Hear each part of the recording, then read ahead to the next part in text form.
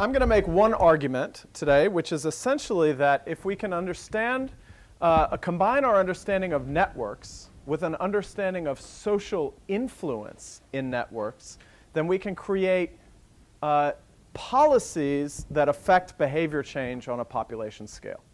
So what we've seen are examples of diseases spreading through networks, and we've seen the importance of the structure of a network to how things spread. And now what I want to talk about is how, if we can understand how one person influences their peers to change their behaviors, how we can affect different types of social policy.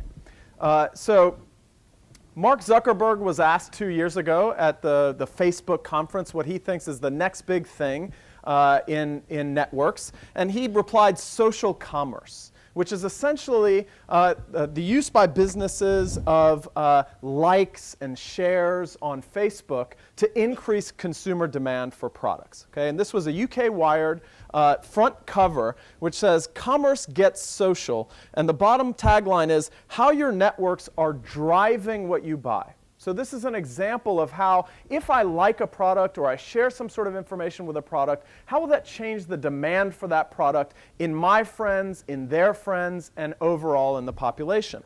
But this isn't just about commerce. It's also about all sorts of social applications. So there's a fairly big debate now about the role of social media in the Arab Spring and how that spread from person to person or country to country.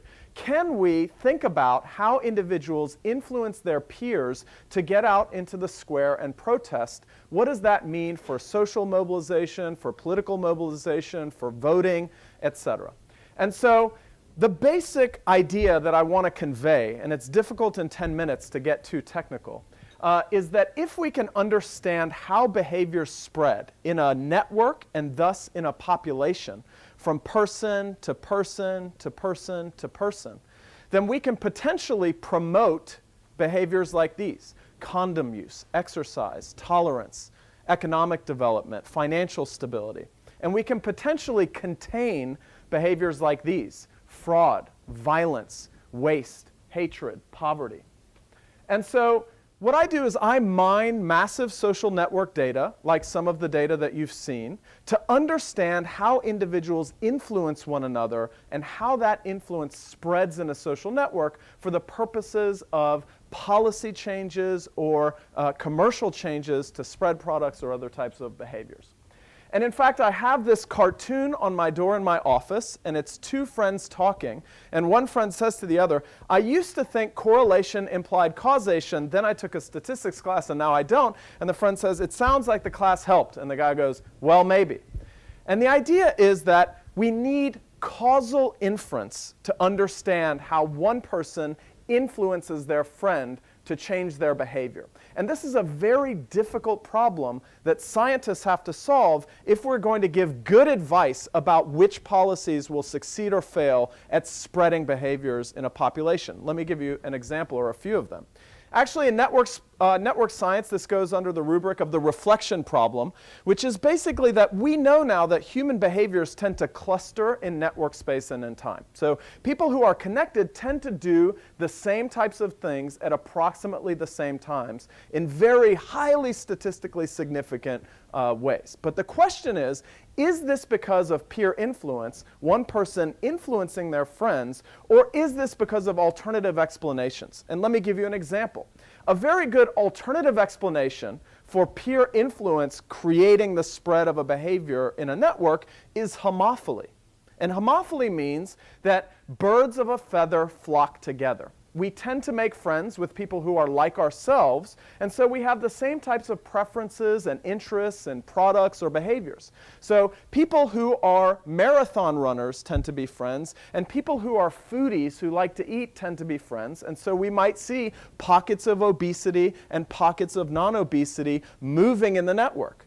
This might not be because of peer influence, one friend influencing another friend to change their level of obesity or their eating habits, but it could simply just be that people who are similar make friends with others that have the same preferences. Another good example is correlated exposures to the same external stimuli. So we tend to make friends with people at work. And so if our work gives us an incentive to go to the gym to lower their healthcare costs, we'll have correlated exposures to those stimuli. We tend to make friends with people in our neighborhoods. If a new restaurant opens up that's very good and serves fatty food, we will have correlated exposures to those external stimuli, as with our friends.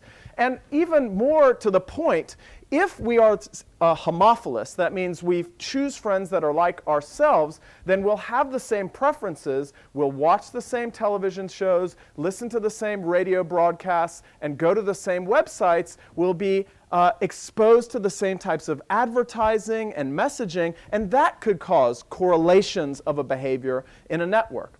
And in fact, the key to understanding how you can intervene as a policymaker or as a manager in a network in order to change how a behavior is spreading is separating peer influence from homophily and correlated exposures and these other types of explanations for the clustering of behavior. And let me give you some examples.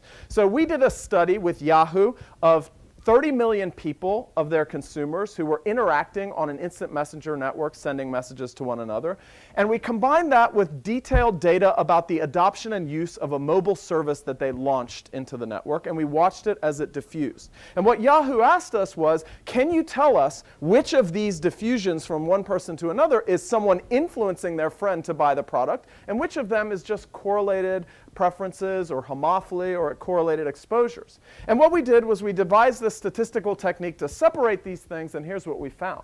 If we built a naive logistic regression to predict who's likely to adopt as a function of having friends who adopted, this is the influence curve that we would get. And this dot tells you that on the 20th day, if you had a friend or friends who adopted the product, you were 16 times more likely to adopt the product yourself. But after we applied this statistical technique that held homophily and correlated exposure constant, this is the influence curve that we got.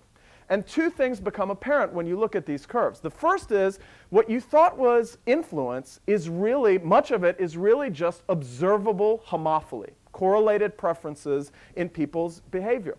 And the other thing is that you get this massive overestimation of influence early on and less so later on in the product's life cycle. It turns out that this difference is because there's exaggerated similarity amongst people who are early adopters to a product. They're much more like each other than people who adopt the product 6 months later.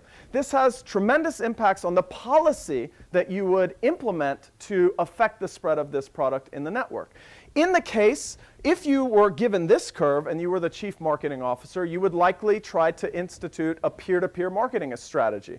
Give people incentives to convince their friends to join them in the product.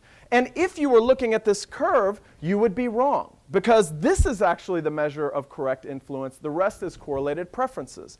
Given correlated preferences, what you would rather do is just segment the market based on what are the likely characteristics of individuals that would make them likely to adopt the product and send them advertising, right?